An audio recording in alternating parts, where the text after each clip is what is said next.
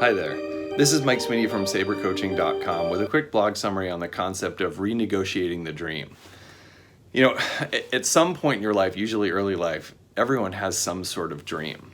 And what I've discovered is that as you get later in your life, you start to renegotiate that dream. And I look around and I see a lot of people who are my age, like let's say 35 to 40, that are a little bit weary. And I think, at least for guys, and I'm sure it is for women, but for guys, I'll speak personal experience. It's really hard to like crush it in business, be the perfect lover, be that pal around dad. And those things are hard to be. It's hard to be all things to all people.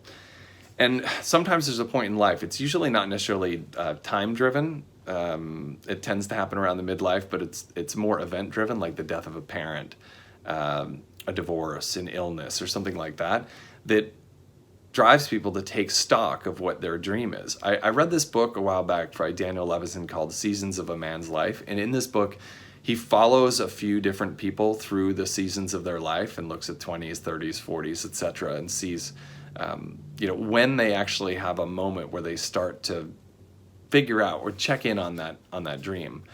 And it seems like there's a connection between meaning and this dream, like doing something that is important that you said you were going to do in your 20s, and then you check in on it when you're in your 30s and 40s. And that meaning and the dream seem to braid like a rope a bit. So my question to you is, where are you relative to the original dream? And if you're not on track, that's okay. A lot of people aren't. And that's where you need that Einstein's definition of genius. And I think it's Einstein's, but basically the ability to hold two opposing ideas in your head at the same time, which is I'm okay now, I'm enough now, and there's also some things that I want that are driven by the desire for that dream.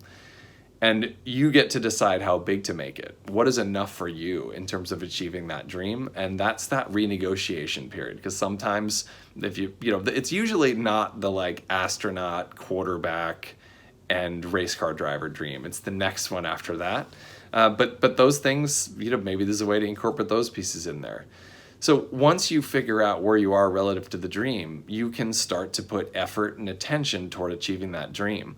And there's a great poem about a dream that I'm gonna read. It's called "Dream Deferred" by Langston Hughes. What happens to a dream deferred? Does it dry up like a raisin in the sun, or does it fester like a sore and then run?